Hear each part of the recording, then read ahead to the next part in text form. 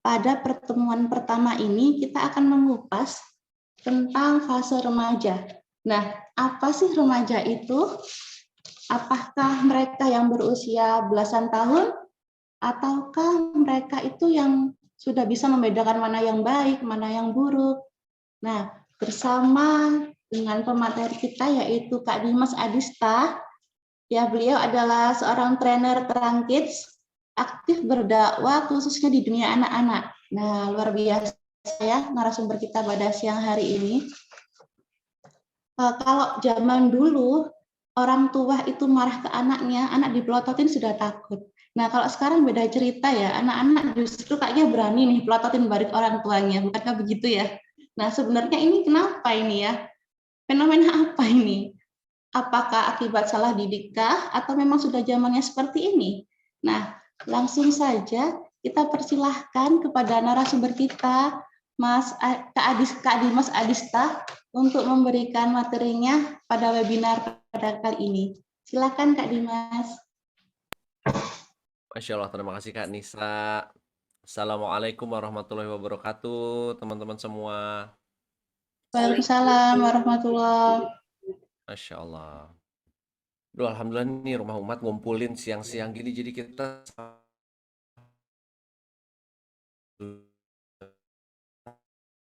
karena kalau enggak, posisi sekarang tuh kayak anak-anak juga online ya ayah ibunda sekalian. Jadi kayaknya tuh banyak ibu-ibu juga atau bunda-bunda yang memang kayak aku tuh butuh ngobrol sama orang besar gitu.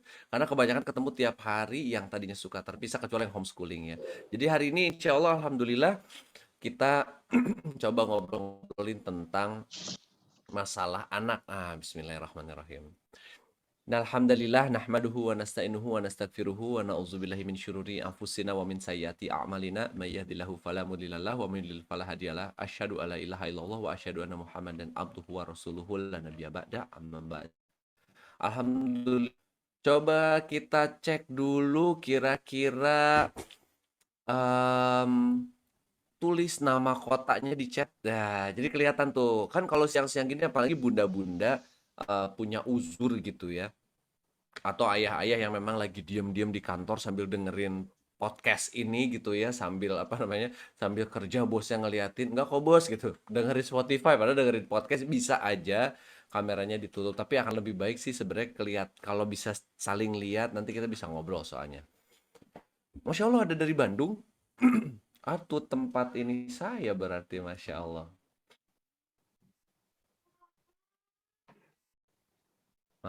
Masya Allah dari Surabaya. Lengkap ya, rumah umat bener-bener ngumpulin satu Jawa dari barat ke timur. Masya Iya Allah. Kak, antusiasnya luar biasa ini. Masya Allah, Masya Allah, Alhamdulillah. Meskipun nanti ilmu yang dibagikan itu juga ilmu yang memang mudah-mudahan bisa bermanfaat ya, sedikit tapi bermanfaat. Masya Allah. Oke, jadi hari ini tuh kita melihat fenomena tentang anak-anak yang kalau misalnya memang kita mengacu pada judul membantah teman yang merasa seperjuangan sama kami bahwa ya ya kok anak-anak sering ngebantah ya, kok zaman dulu enggak ya. Oke, Bismillahirrahmanirrahim, kita mengacu ke sebuah timeline. Kita mengacu ke sebuah timeline. Ada perkataan yang kuat banget. Ini mohon maaf kalau ada suara begitu mungkin agak lagi kurang sehat. Alhamdulillah virusnya nggak menular lewat internet ya. Harusnya enggak ya. Ada sahabat saya, Masya Allah, Sugante Saha. Aduh, tapi kalau nyapa-nyapa di sini kepanjangan ya Teh Asti ya. Jadi gini, ada Assalamualaikum. pas jebret Bandung, oh iya Masya Allah, Masya Allah. Ini ada teman-teman saya juga, nanti juga kayaknya ibunda saya mau gabung katanya. Mau denger cenah. Kalau kata orang Sunda mah, gini kalau kata orang Sunda tuh ibu saya, ngomong naon sih kamu cenah gitu. Iya Bu, nanti masuk aja. Namanya ibu-ibu, saya akan selalu jadi anak untuk ibu gitu ya. Oke, ini ada satu perkataan yang kuat banget. Tough time create tough people. Nah, tough time create tough people. Tough people create easy times. Easy times create easy people. Jadi itu benar-benar muter dari kapan? Dari zaman Bani Adam. Itu semua posisinya begitu. Posisinya sama begitu. Saya ulang ya. Tough time create tough people. Tough people create easy times. Easy time create easy people. Nah, yang bikin tough time siapa? Easy people ini. Kalau misalnya mengacu ke sejarah dulu ya. Sejarah Damaskus, kenapa sih Damaskus bisa keserang? Easy people. Menjadinya apa ya? Easy people jadi easy times, orang terlena terserang lah gitu. Dulu juga pertahanan Baghdad sampai luar biasa sekali, tapi yang Mongol serang sampai ancur-ancuran itu, orang Mongolnya ngomong gini, ini bukan karena kami yang kuat, mereka sudah kehilangan kotanya katanya bertahun-tahun yang lalu, semenjak merekanya nyaman. Nah, balik lagi tuh. Lalu apalagi Konstantinopel, wah kalau ngomongin Konstantinopel keserang, itu juga disebutkan karena usaha dari puluhan tahun sebelumnya, lalu memang sudah terjadi easy times. Nah, sekarang kita tuh mengalami benar-benar anak-anak yang segalanya mudah. Mungkin kita nggak permudah mungkin, tapi ketika ke sekolah aja contohnya gampangnya begini, ada anak harus bawa laptop. Tapi si anak ini tuh suka ketinggalan laptopnya, suka berkali-kali ketinggalan gitu. Kita mencoba tough nih supaya anaknya jadi tough. Oke, kita bilang, nanti kalau kamu ketinggalan laptop, pokoknya kamu akan terima resikonya sendiri ya. Iya, nyampe sana kata gurunya, "Ibu, laptopnya saya pinjemin ya." Dor. Tuh. Jadi kalau kitanya pun mau nyeting anak seperti itu, lingkungan pun sudah memudahkan. Anak-anak main di taman, keringetan gitu. Pulang, "Pap, AC dong." Nih, nyalain AC gitu. Kalau misalnya teman-teman misalnya mau, hari ini pokoknya internet ditutup dulu. Nah, dia berangkat ke mana? Ke masjid. Dia berangkat ke tetangga.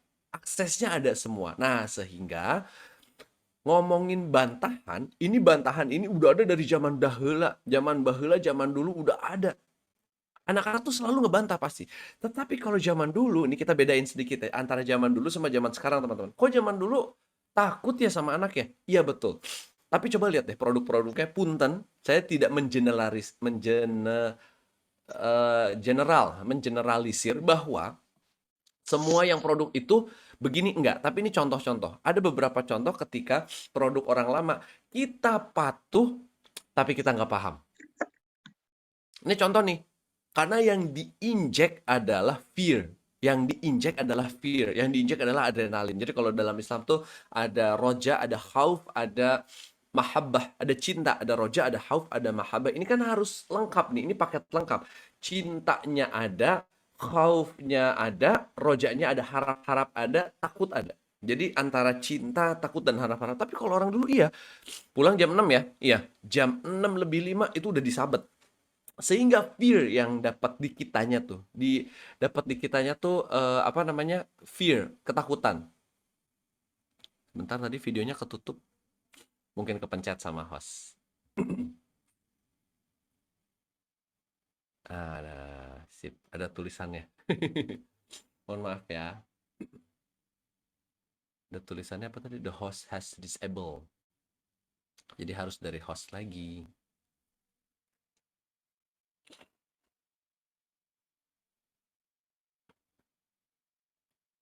Iya, belum bisa. Mungkin harus dari hostnya, Kak. You cannot start your video because the host... start my video baru. Seperti biasa ya. Jadi, balik lagi kalau dulu itu fear bener-bener yang disetting masuk dalam dunia kita sehingga memang kita tuh patuh tapi nggak paham. Kita ambil contoh ya, kita ambil contoh nih. Patuh tapi nggak paham. Siapa Rasul Shallallahu Alaihi Wasallam? Kita tuh disuruh cinta sama Rasulullah, tapi kita tidak digambarkan sosoknya seperti apa. Kita tahu Rasul pokoknya Nabi ya, pokoknya Nabi. Jadi kita dengar gitu, Rasul pokoknya Nabi ya, pokoknya Nabi siap. Terus Rasul siapa? Ya Rasul. Sifatnya kayak apa? Nggak tahu. Ganteng nggak Rasul? Nggak pernah lihat. Badannya kayak apa? Nggak tahu. Satu contohnya. Atau gini, kita benar-benar di sholat. Pokoknya kalau nggak sholat nanti kamu pokoknya nggak beruntung. Sampai dirubah tuh bahasanya. Kalau nggak sholat nggak beruntung. Jadi kita tuh nggak sholat karena takut. Kita sholat tuh karena takut. Sehingga esensinya sholat akan beda sama teman-teman yang saya ambil contoh. Saya punya teman-teman yang tatonya sampai leher gitu ya, antingnya di mana-mana dan segala macam. Mereka itu ketika sujud, kita bisa lihat mereka nangis ketika sujud. Mereka membutuhkan sujudnya tersebut. Seperti waktu itu saya bicara dengan Syekh Yusuf Estes. Syekh Yusuf Estes tuh ngomong gini katanya, While sujud, katanya, kata Syekh Yusuf Estes, aku cuma minta, ya Lord, ya God, please God, guide me. Please Lord, guide me, karena aku nggak tahu Lord mana yang benar. Kebayang nggak? Aku nggak tahu God mana yang benar antara 1, 2, 3, 4. Akhirnya Yusuf Estes sujud, please God help me, guide me. Lalu pas dia buka, nggak lama kemudian dia lihat istrinya nyobain kerudung gitu. Cocok nggak katanya? Masya Allah ya. Sehingga dia menemukan esensi sujud. Tapi bayangin kalau kita dulu sama fear, sama ketakutan, sujud mah ya sujud aja. Jadi kita nggak dapat esensinya. Bahkan kalau mau sholat gini, Allahu Akbar, lihat kanan kiri dulu gitu. Anak-anak zaman seumur saya gitu, lihat kanan kiri dulu. Ada nggak bokap gua, ada nggak? Nyokap gua ada nggak gitu. Akhirnya fear yang diinjek. Tapi tidak dekat. Nah, kelihatan di generasi selanjutnya. Ada gap antara si anak sama ibu, antara si anak sama bapak, gap. Gapnya kelihatan, komunikasinya nggak lancar. Ketika kita sudah dapat masalah, ini generasi kami ini kan cenderung curhatnya sama teman. Generasi kami ini cenderung curhatnya sama orang lain. Kerasanya di situ. Mungkin kalau orang bilang zaman dulu gini, orang zaman dulu kok enak ya, tingkut bentar. Itu sebenarnya pengharapan alias roja di situ. Yang ada cuma khauf atau fear. Jadi ketika anaknya gede, si anak juga yang umurnya udah sekitar nih ke 30 ini akan bingung kalau ditanya misi hidupmu apa? Kamu mau punya visi misi keluarga seperti apa? Bingung. Karena tidak dibiasakan suara gesper gitu. Cetak, ikut suara gesper kemana. Jadi fear yang ada. Tapi arti hidup, visi misi hidup, nah ini yang jadi penting. Nah, kenapa anak kita ngebantah? Sekarang dia tahu bahwa di luar sana akan banyak sekali yang meluk dia. Dia tahu di luar sana akan banyak media yang dapat menyenangkan dia. Kalau dulu kita cuma punya TVRI. Geng TVRI mana suaranya? Geng dunia dalam berita masih hati-hati ya. Geng kita aja tuh masih dapat dunia dalam berita tuh masih ngerasain, terus masih ngerasain hype-nya ketika SMA. Saya kebetulan waktu itu punya handphone Nokia yang cuma bisa main ular aja tuh kayaknya Masya Allah banget. Terus satu provider nggak bisa kontak provider lain. Baru kelas 3 itu baru bisa antara provider satu ke provider lain SMS. Itu aja baru SMS. Handphonenya satu layar. Sehingga si anak jadi gini, anak itu tahu dunia dia adalah ibu dan ayah. Udah cukup. Nggak ada lagi dia tahu di luar sana nggak ada apa-apa. Anak sekarang, anak 5 SD, udah tahu di luar sana ada gamers, alias vloggers, alias travelers. Di luar sana ada animator. Jadi anak dari kelas 5 tuh udah dikasih informasi yang boom gitu. Sehingga dia tahu, dia pasti punya energi untuk ngomong, ya kalau mama nggak suka aku keluar rumah aja nih. Sampai ada yang bisa begitu, teman saya laporan. Kalau misalnya mama nggak suka, aku bisa keluar aja. Aku tahu tiketnya. Beli di mana tiketnya? Ini belinya di sini, sini, sini. Aku dapat pulsa dari nenek. Lah, dia berangkat ke rumah neneknya aja udah bisa pakai GoPay gitu. Ini perbedaannya. Kalau dulu kita nggak tahu, kita takut. Kalau misalnya gue lawan bokap sama nyokap nih keluar rumah abis. Nggak dapat apa-apa, di luar nggak punya apa-apa. Ini perbedaannya. Tetapi apakah pola pengasuhan yang fear itu dulu benar? Kurang juga. Buktinya di generasi kami. Generasi kami banyak yang lost in translation. Ditanya visi misinya apa? Ya nggak tahu. Soalnya dulu aku cuma dikasih tahu sama ayah ibuku tuh kalau gede jadi PNS. Tok. Tok gitu ya. Atau kesuksesan itu adalah jadi dokter. Tok. Nggak ada referensi. Dibuka tuh nggak ada. Jadi kita kayak diantar ke satu sisi. Makanya ini kalau ngomongin hidayah, generasi kita tuh banyak dapat hidayah lagi banyak. Banyak diarahkan ketika kita udah 28, 29, 30 tuh banyak diarahkan. Baru webinar-webinar kebuka, baru pelatihan-pelatihan kebuka, baru ngobrol-ngobrol sama maestro kita bisa. Orang-orang maksudnya maestro-maestro tuh kalau buat kami misalnya contohnya kayak Mas Rene Suhardono, Ustadz Abi Maki itu maestro-maestro yang bisa diajak ngobrol. Ibu Aisyah Dahlan, Ibu Okina Fitriani. Kita aksesnya cepat. Jadi masalah pengasuhan ini bisa langsung klop. Itu dulu kita sepakati ya, ini belum masuk bahan nih. Itu dulu kita sepakati bahwa memang yang dulu fear, enggak juga. Tapi kalau misalnya mau cinta doang, mahabbah, coba kita tes, cinta doang. Setiap hari bergumul, misalnya kalau kata orang Jaksel tuh love language-nya, misalnya touch, love language-nya adalah bahasa gombalan gitu ya. Coba deh, coba sekali. Ayah bunda di sini dalam waktu 2 bulan, digombalin terus sama suaminya. Digombalin terus karena love language ini wah mahabbahnya tinggi, cintanya tinggi. tapi nggak ditransfer. Tapi kalau anaknya nilainya jelek, udah biarin aja. Yang penting kita berdua tumbuh cintanya. Biarin anak-anak mah. Yang penting kita. Terus rumah dimakan raya Pak, nggak apa-apa. Biarin raya sehat. Yang penting kita nih. Itu juga rumah tangga aja runtuh. Kalau Roja aja atau Harap aja, kasih tahu aja Harap. Nah, nanti kamu akan menjadi dokter, nak. Tapi nggak di paving jalannya, nggak dituntun jalannya. Nanti kamu akan jadi dokter yang hebat, nak. Nggak dikasih lihat juga cara jadi dokter gimana.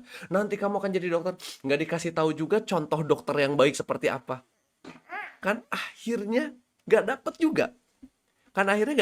Jadi 3 ini nih yang mesti, tadi ini boleh dicatat nih. 3 ini adalah cinta, harapan, dan ketakutan. Itu tuh balance banget, mesti harus balance banget. Sehingga apa? Sehingga anak-anak dikelilingin sama referensinya yang keren. Sama referensinya yang keren. Nih coba, kalau ngomongin referensi ya, ada satu contoh referensi yang misalnya si anak ini dari kecil, si anak ini dari kecil udah dikasih berita bahwa yang sukses itu adalah dokter gigi. Lalu yang kedua, om tantenya dokter gigi. Terus udah gitu dikasih lihat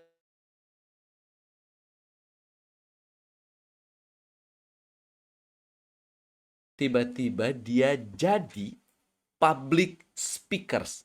Boleh nggak teman-teman? Analisa dapat dari mana kira-kira? Gampangnya ya, belajar. Pokoknya ibu bapaknya dokter gigi, om tantenya dokter gigi. Tiba-tiba pas gede ditinggalin semua itu, dia jadi public speakers yang luar biasa, mewakili perusahaan-perusahaan. Dia jadi PR tapi disewa gitu. Kira-kira kok bisa? Ada yang punya analisa nggak? Ada yang mau bicara? Kira-kira ada yang... Kira-kira, kalau nggak boleh tulis. Kira-kira nyasar dari mana ini? Nyasarnya dari mana? Makan cinta. Banget ya chatnya ya. Coba. Dapat info dari temannya atau media. Masya Allah, Mas Doni. Terima kasih. Yang lain, dapat info dari mana? Kira-kira.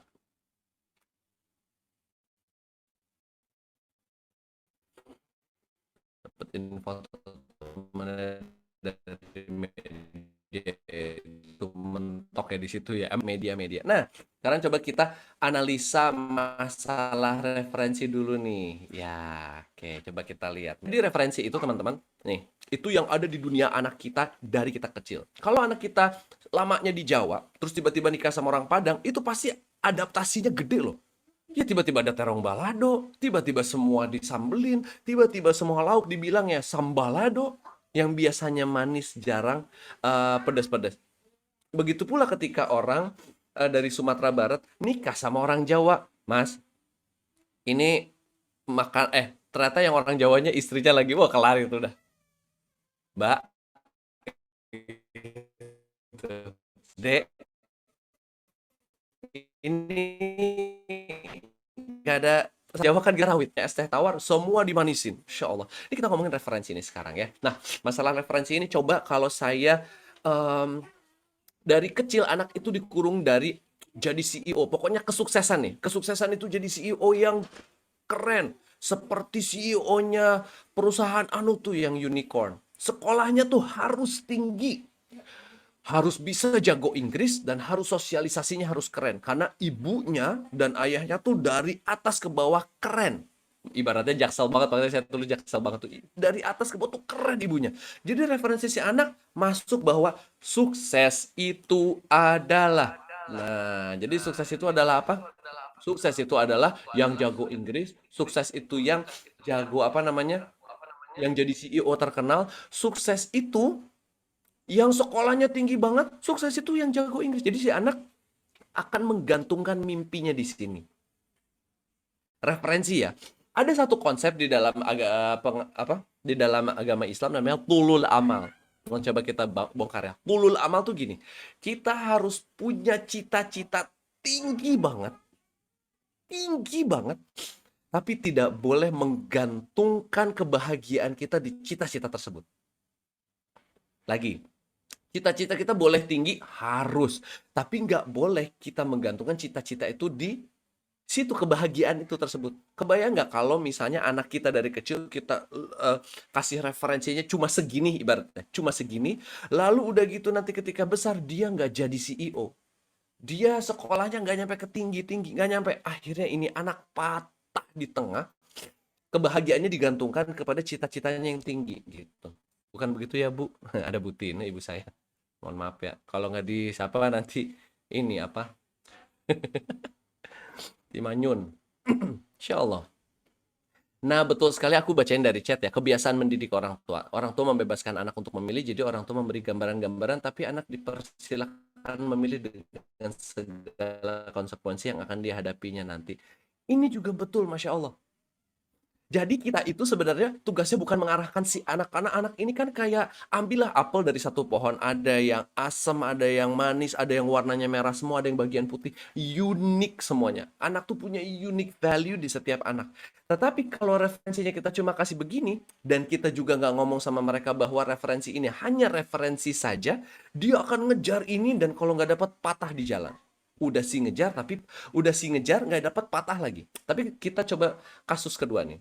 Kasus kedua itu misalnya nih, kalau saya bayangkan dari kecil, kita kelilingi dia dengan referensi, misalnya kita kelilingi dengan contoh pemimpin-pemimpin yang amanah. Kita kelilingi dengan contoh bahwa pelindung kaum lemah itu adalah mulia. Kita kasih dia KPI, kita kasih dia tujuan atau goal, dia nanti harus jadi penebar manfaat. Kalaupun mau jadi CEO teramanah.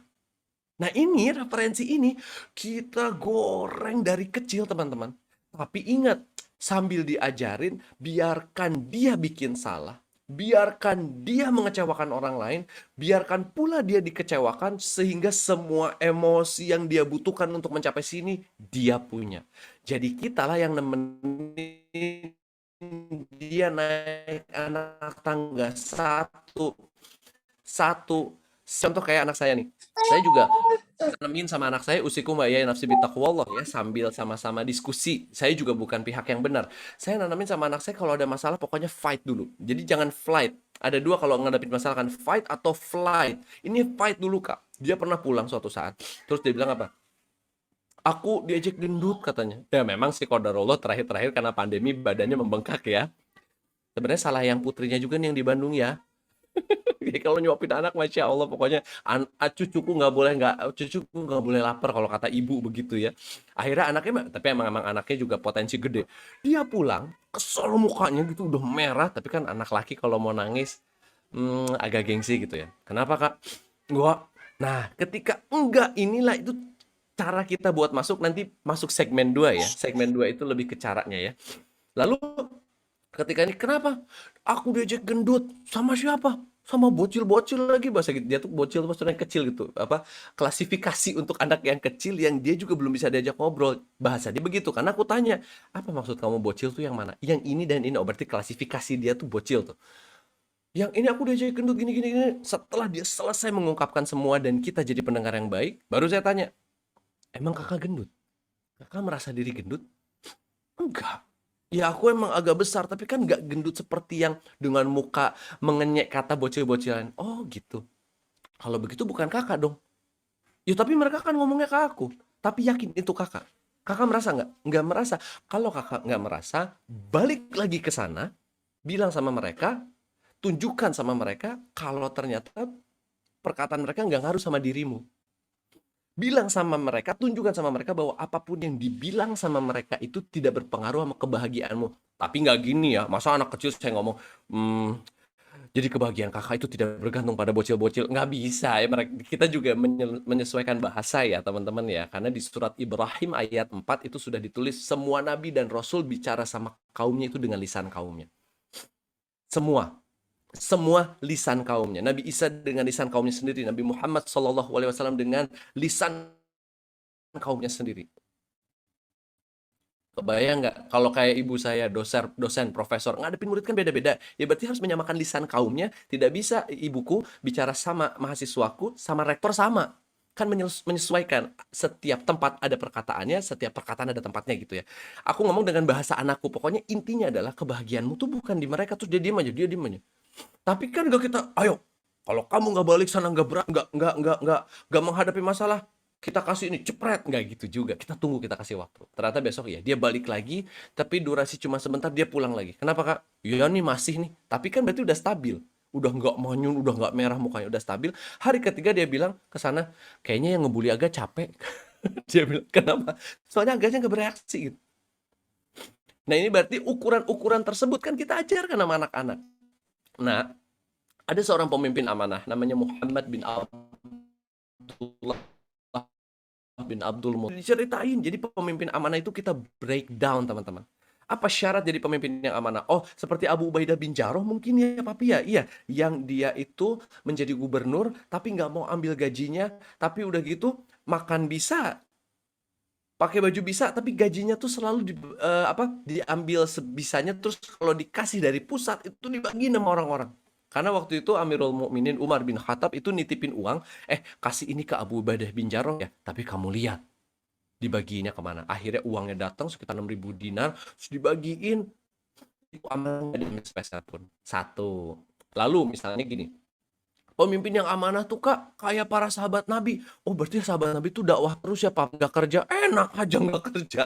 Tolha bin Ubaidillah itu sampai bingung sama istrinya ngobrol, bu, gitu ya, ibaratnya ini Tolha zaman sekarang gitu ya, bu, aku punya 5.000 dinar nih, uang kita kan udah banyak, tapi sahabat-sahabatku banyak yang miskin. Sampai istrinya tuh ngomong, udah Tolha, nih, aku kasihin mangkok-mangkok, kamu kumpulin, bagiin ke sahabatmu. Apakah Tolha miskin? Enggak. Jadi kan berarti penanaman referensinya tuh harus kafah gitu loh, harus lengkap. Pemimpin yang amanah seperti siapa? Utsman bin Affan. Utsman bin Affan yang sekali sedekah 29 miliar itu. Berarti sugih, Pak, Bu. Nggak miskin. Nah, berarti si anak tuh dari kecil sudah tahu, oh berarti kalau berdakwah bisa di mana aja. Iya, berarti aku jadi CEO bisa dong, dakwah bisa. Kamu nggak boleh satu, nggak boleh zolim sama anak buah. Yang kedua, kamu punya berapa persen deh untuk sedekah keluar. Nah, jadi referensi-referensi ini dulu yang kita kelilingkan di mereka semua. Jadi kalau misalnya ngomong bantahan, anak itu kayaknya fitrahnya bantah dulu deh. Anak itu tuh fitrahnya memang ada di situ, bantah dulu. Ya boleh tanya sama yang udah bertahun-tahun, pasti membantah dulu. Nah, tapi bantahan itu gimana kita bisa menganggapnya? Kalau bagi kami pribadi, kami lagi belajar apa coba? Setiap bantahan, setiap kasus itu adalah pintu masuknya kita untuk mendakwahi anak. Itu masuk untuk bikin kasus di anak. Misalnya, nih kita coba dikit aja dikit. Tapi kalau masalah pelatihan, cara ngobrol coachingnya mungkin nggak akan sejam ya. Itu bisa 2 jam dan bisa berapa kali pertemuan. Karena aku juga punya storytelling class for parents tuh intinya untuk ini gitu. Karena harus ada prakteknya. Contoh begini, ada anak nggak mau mandi misalnya. Nggak mau mandi. Dia kan ngomong, aku nggak mau mandi. Kenapa? Aku lagi asik nonton YouTube. Kalau diukur-ukur dari otak dia, iya juga ya. Dia ngukur diri sendiri. Aku tinggal di rumah ini. Isinya bapak, ibu gitu kan. Terus nggak ada urgensi mandi. Orang nggak mau keluar rumah buat dia. Buat dia. Tapi seorang ibu, kamu tuh harus disiplin. Mandi itu demi kamu. Demi kebersihan kamu. Tapi nanti si anak ngomongnya gini. Ya kalau demi aku kenapa ibu yang ngotot? Enggak, aku sih merasa nggak butuh mandi. Oke. Gitu ya. Berarti kita harus deketin dong. Pas dia ngomong, aku nggak mau mandi. Oh, kakak nggak mau bersih. Emang kenapa gitu? Kakak kan sekarang nggak wangi. Ya, iya ya. Enggak ah wangi. Coba bawa adiknya, ternyata yang maksudnya lidahnya nggak bisa dibohongin. Adek, mohon maaf nih, coba cium kakak. Nggak mau, kakaknya bau. Dia sadar tuh, aku bau ya. Sudah gitu dia gini rambut gitu, dia gitu. Pap, dia bilang gitu ya, suka gitu tuh. Cium rambut agak katanya. Bau nggak? Bau kak, begitu. Oh, jadi dia satu poin pertama, aku butuh mandi. Baru setelah dia ragu dengan dirinya sendiri, dia kan ragu dengan keputusan dia. Tadinya dia yakin, oh ya aku nggak butuh mandi, yakin tuh. Tapi pas dia ngomong gitu, dia ragu sama keputusan sendiri. Itu saatnya kita masuk. Saatnya gini, kakak mau mandi 10 menit lagi atau 20 menit lagi? Goalnya apa? Mandi. Jadi ini pendekatannya grow, goalnya di depan, G-nya di depan, goal. Reach-nya dulu, abis itu nanti yang lain. Tapi goalnya dulu, jadi kayak, Uni, Masya Allah, mau sikat gigi sekarang atau 10 menit lagi? Atau kalau ibunya mah, mau makan pakai dadar telur, apa ceplok telur misalnya. Kan mau makan, intinya mau makan. Nanti mau main ke taman sore kan, supaya misalnya lepas gitu dari screen time. Nanti sore gimana mau ke taman sama siapa? Bawa adik, bawa kakak gitu. Tapi goalnya tuh blek gitu. Satu. Itu ya. Ini maksudnya jadi kebayang sedikit bahwa kalau anak lagi membantah itu adalah posisi kita untuk masuk. Dan kitanya yang harus ini nih ini sebelum kita masuk ke sedikit aja storytelling, sedikit aja kitanya yang harus sadar bahwa emosi kita ngeblurin semua. Sehingga kita harus finish dulu sama emosi kita. Saya ambil contoh deh. Misalnya siapa ya? Mbak Nurul mungkin gitu. Atau Mbak Kuma atau Mbak Nisa gitu. Misalnya nih gitu ya. Udah ikut parenting. Wah, Masya Allah. Udah 7 guru didatengin. Semua ilmu parentingnya beda-beda. Semua tabel ditempel di dinding. Buat dihafalin. Udah nih, parenting 1, parenting 2, parenting 3, parenting 4. Psikologi Islam 1, psikologi 2, psikologi 3, psikologi anak. Lengkap nih. Tapi ketika keluar kamar, tiba-tiba teteh-teteh di sini, mbak-mbak di sini, lihat anak lagi bawa bedak, bedaknya diawur, pas banget di kepalanya. Puff. Terus dia bilang, lihat mama, snow. Itu bedak nggak cuma nutupin satu ruangan, karena di atasnya ada kipas angin. Itu sofa kena bedak. Abis itu ternyata dia sebelumnya habis main gel. Jadi di bawah itu di sofa bukan hanya bedak, tapi kena gel juga. Ya Allah. Bayangin ketika di sini, kebayang nggak ilmu mana yang dipakai?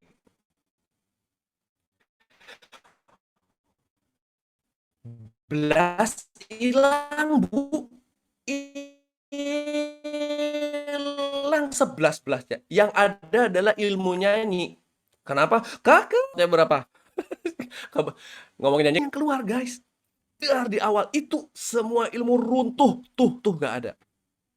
Atau gampangnya gini, ini ada adiknya kecil. Kakaknya agak gedean dikit, tapi ya beda-beda tipis antara 5 tahun sama 3 tahun. Kitanya lagi anteng-anteng, diam gitu ya. Tiba-tiba pakai piring yang kayak melamin tapi bisa retak. Adanya dipukul kepala.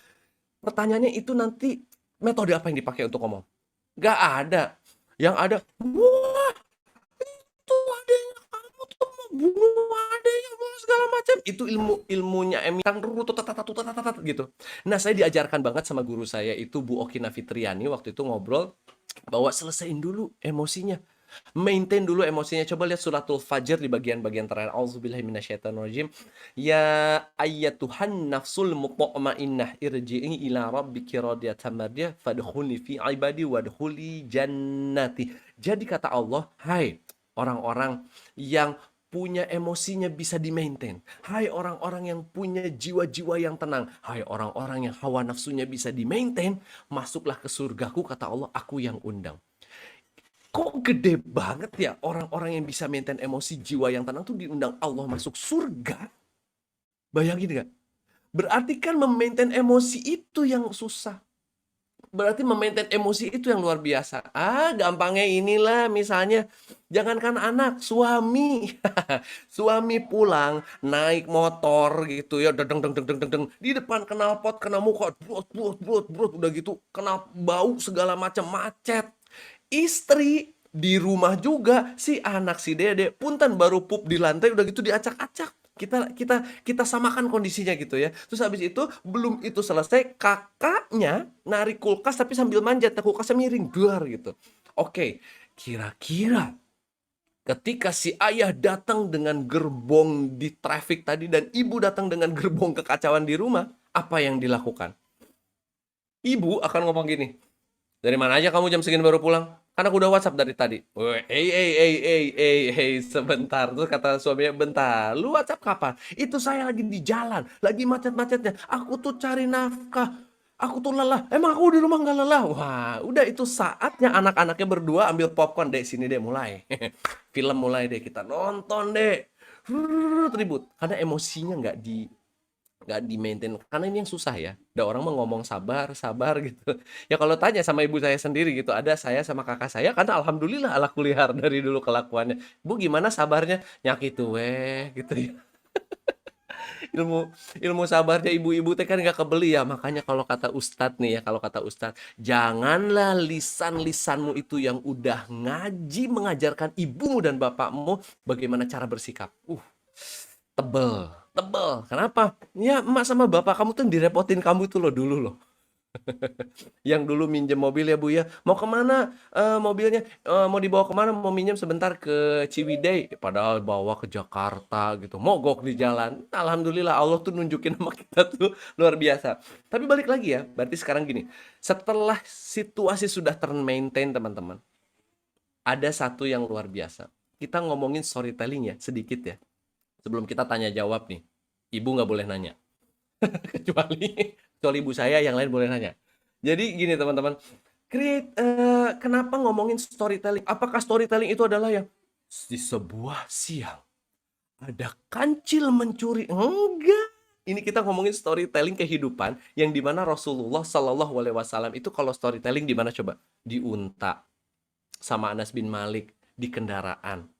Ketika perang storytelling. Sama istrinya ngambek storytelling. Bagaimana Rasulullah menceritakan kepada para sahabat betapa cintanya beliau sama Khadijah. Ini kan storytelling semua isi hidup Rasulullah Sallallahu Alaihi Wasallam. Kita lihat emang storytelling bisa apa? Kita bahas sedikit aja bahwa kalau misalnya lihat gambar ini nih, ini adalah buah dari storytelling. FOMO guys, fear of missing out. FOMO. Nah, cik FOMO. Kenapa jadi bahasa Sunda? Jangan bahasa Sunda, nanti bahasa Sunda saya keluar. Ini mah, nah, Teh Dwi ngomongnya Sunda. Saya Mas Doni sama Mbak Kuma nggak ngerti nanti mereka. Orang itu rata-rata tanya kenapa beli iPhone. Karena gue pengen sih, gitu. Udah, tapi nanti lensanya ininya pasti diomonginnya ke spek, tapi di dalam hati ya karena aku pengen. Kenapa? Semua orang membuat aku pengen. Semua orang membuat aku pengen. Storytelling yang baik dari Apple membuat kita tuh FOMO. Marketing yang baik dari Netflix itu membuat kita kalau nggak nonton Hometown Cha-Cha-Cha misalnya, nggak keren. Itu caranya Netflix bikin kalau lu nggak nonton acara gue, itu nggak keren. Kenapa? Lihat nih, semua orang nonton kok, semua orang komen di Instagramku. Jadi kita tuh kayak ada aja kebutuhannya. Menikudu kalau kata orang Sunda mah, menikudu. Lihat deh cara marketing restoran-restoran sekarang. Datang misalnya KOL-nya, KOL itu Key Opinion Leader. Datang KOL-nya terus ngomong gini, guys, ini adalah bakso pentol terenak di Bandung, guys. Gak ada lagi yang kayak gini. Kamera menyorot nih apa? Kuah yang lagi menggelegak, terus dicampur sambal, dicampur segala macam. Wah, Masya Allah guys, ini adalah bakso terenak di Bandung. Datang nggak? Datang kita. Gara-gara apa? FOMO. Fear of missing out. Fear of missing out. Udah belum datang ke sana kemarin? Ih, murah banget loh. Datang itu. Datang. Terus lebih paling gampang gini, misalnya, punten nih kalau misalnya mamah-mamah kajian, ini ngomong mamah-mamah kajian. Ternyata Ustazah Oki ada acara sama misalnya Umi Maki. Itu orang-orang gede, tambah satu lagi Bu Aisyah Dahlan datang ke Bandung atau datang ke Sidoarjo gitu, kemana-mana.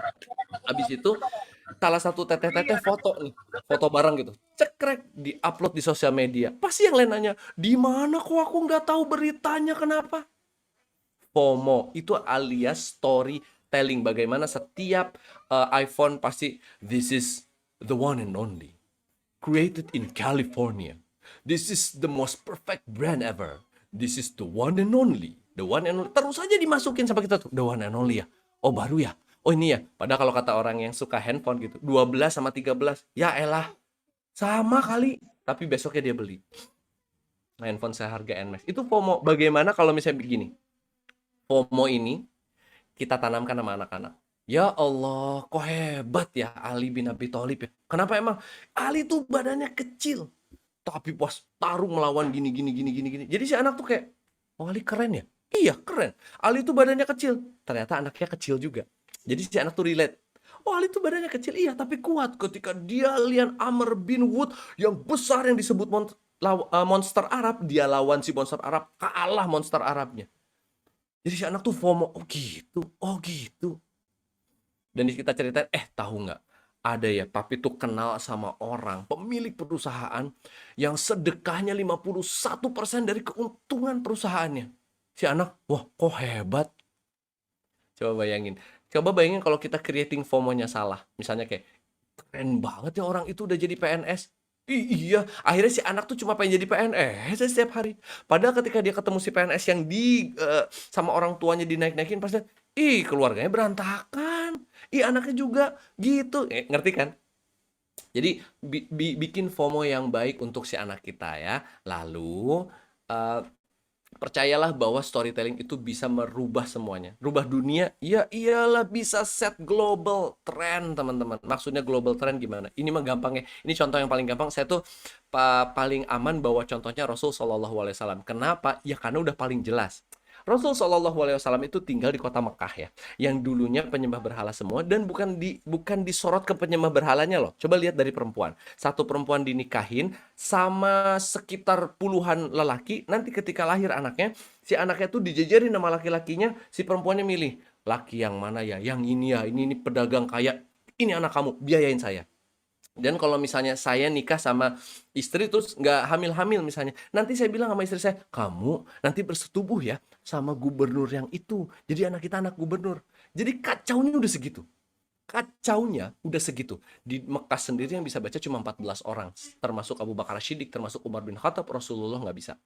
Tapi Rasulullah kan gini, bukannya nggak bisa baca tulis Rasulullah nggak pintar ya. Buktinya ketika datang, Iqra bismi rabbikal ladzi khalaq, khalaqal insana min 'alaq, Iqra wa rabbukal akram allazi 'allama bil qalam, 'allamal insana ma lam ya'lam.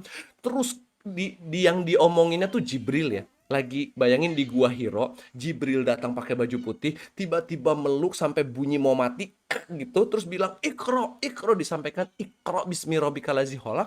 Rasulullah turun dari gunung. Kalau kita mah udah lupa kali. Kalau Khadijah nanya, ya Muhammad, apa tadi yang kata di atas gunung? Lali aku, poho, teuing naon. Kan tadi, aduh tadi teh saking takutnya lupa. Muhammad nggak pernah. Ya bayangin ya, betapa pinternya Rasul Shallallahu Alaihi Wasallam. Cuman memang tidak bisa nulis dan baca karena zaman itu nggak populer nulis dan baca.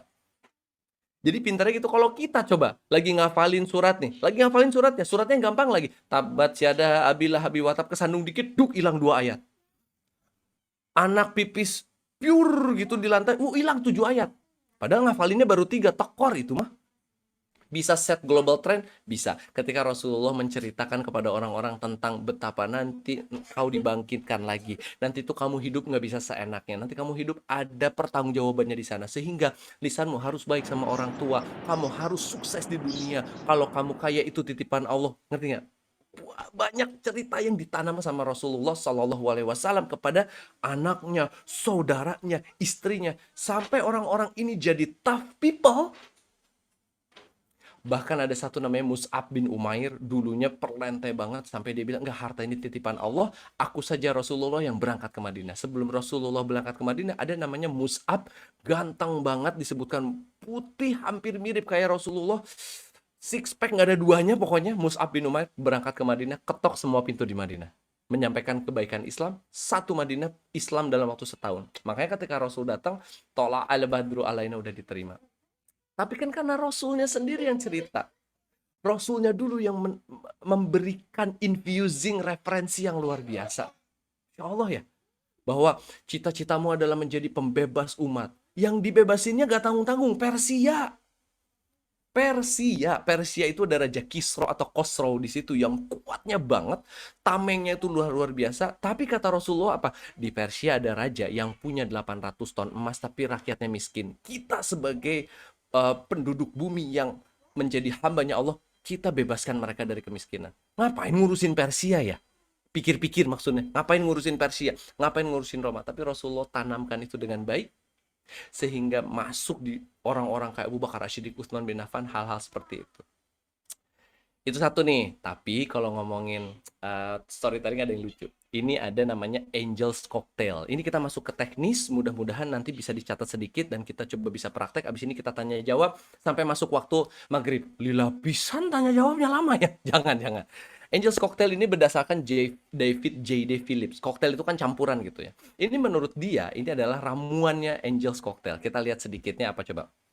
Dopamin itu sesuatu, tapi aku cepat aja ya, karena aku juga bukan ahli dari hormon. Ini pencontohan aja. Dopamin ini adalah sesuatu yang mendorong kita setiap hari membeli kopi susu aren. Kayaknya enak aja gitu kalau belum nyicipin kopi susu sehari tuh kayak beli gitu ya gitu. Jajan wae gitu ya kalau kata orang Bandung. Dia tuh edik. Anak-anak yang menang main game pengen lagi besoknya menang lagi, pengen lagi besoknya menang lagi, pengen lagi besoknya menang. Gimana secara storytelling kita bisa nyampein ini? Gampang. Kita ulik cara kita cerita sama orang-orang. Kita ceritain tentang Utsman bin Affan yang melamar istrinya, melamar anaknya Rasulullah tapi nggak dapet. Anak itu Ruqayyah. Jadi Utsman bin Affan itu sebenarnya suka banget sama Ruqayyah.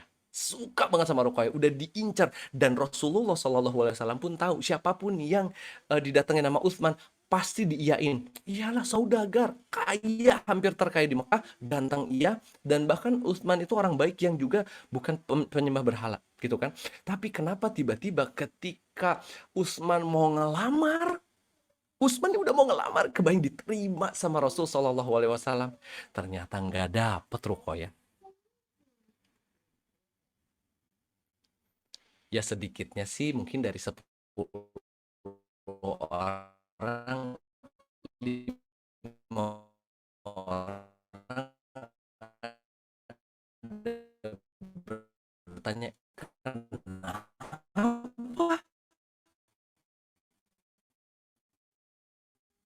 Terusin atuh. Sedih. Kalau memimpin sih, dia yang nanya besoknya. Ini bisa kita olah nih, rasain itu. Sama kan kayak kayak misalnya punten ya yang masih jomblo gitu. Kalau misalnya udah berpasang-pasangan suaminya di apa namanya di kantor, kirimlah foto yang cuma buat suaminya doang. Wah itu mah bermain, suaminya cepat pulang. Gitu. Uhuk terus kirim foto gitu ya yang cuma boleh buat suaminya aja. Itu kan nagih buat suaminya. Bayangin kalau seorang istri bisa membuat suaminya ketagihan atas dirinya. Bagaimana kebayang kalau seorang tua, seorang ibu, seorang ayah membuat anaknya tuh nagih tentang suara, tentang lantunan cerita dari orang tuanya. Kebayang nggak kayak apa? Yang kedua adalah ini. Yang kedua adalah hormon yang bisa mendekatkan kita sama entah si pencerita, entah si objek yang diceritakan. Biasanya kami itu kalau misalnya kadang-kadang gini ya, kadang-kadang agak lebay sedikit ketika memang kita menceritakan sedikit, apalagi sama anak-anak yang menjadi target market terang Jakarta, bukan anak-anak yang udah ngaji, bukan juga anak-anak yang tiba-tiba udah hafal 3 juz, enggak. Pasti biasanya masih ibunya juga sambil belajar gitu ya, anaknya bareng-bareng. Pasti ketika menceritakan tentang kematiannya Rasul Shallallahu Alaihi Wasallam itu pakai nada mendayu-dayu, pitch kita turun sedikit, abis itu mungkin ditambahkan ada denting piano sedikit supaya ketika dia merasakan ada rasa sedih di dalamnya dia tuh bonding, dan lebih luar biasanya bukan hanya sama pencerita, sama sosoknya. Jadi referensi itu dikasih gitu. Lalu yang ketiga ini kita cepet-cepet aja ya nanti biar bisa ditanya. Nah, endorfin ini adalah sesuatu yang kalau misalnya gampangnya bapak-bapak lagi bercanda garing sama anaknya. Anaknya tuh ketawa loh, meskipun asli bapaknya garing banget. Anaknya tuh ketawa, happy aja ketawa. Nah, hormon inilah yang membuat kita ketawa terus, ketawa terus. Pokoknya kalau ayah garing, anak ketawa tuh udah pas itu, udah pas banget. Ibu garing lebih keren lagi. Apalagi kalau bapaknya lucu dan ibunya lucu, pokoknya ketawa terus gitu. Itu tuh hormon ini yang menyenangkan teman-teman. Hormon inilah yang bisa kayak apa tuh, karena pengennya tapi dihindari. Ada satu yang dihindari. Bagaimana kalau misalnya kita ngomong gini, saya nih sebagai di depan ayah bunda sekalian, saya bilang sama teman-teman semua di sini bahwa teman-teman adalah ibu bapak yang kurang baik. Kalian tuh gagal. Lihat anak-anak kalian. Gagal kalian tuh jadi orang tua. Mau bilang apa sama Allah? Ini kalau saya ada di depan Mas Doni, saya dipukul minimal. Minimal. Kalau nggak disentil hidungnya, ting gitu.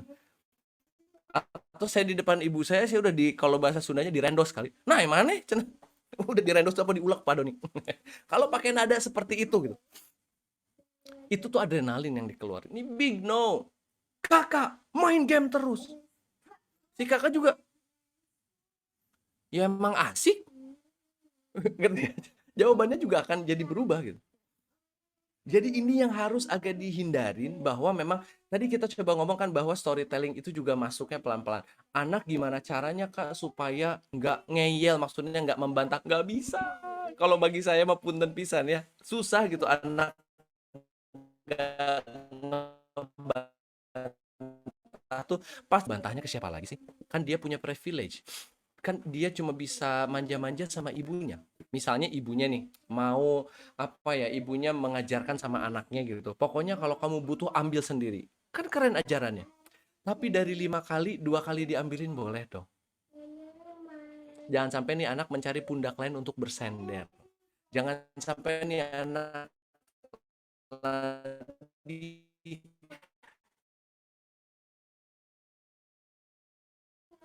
Aku tuh suka ya drama Korea. Ibuku ternyata lebih paham daripada aku. Ibuku lebih keren dari ibumu. Sampai anak kita bisa ngomong begitu.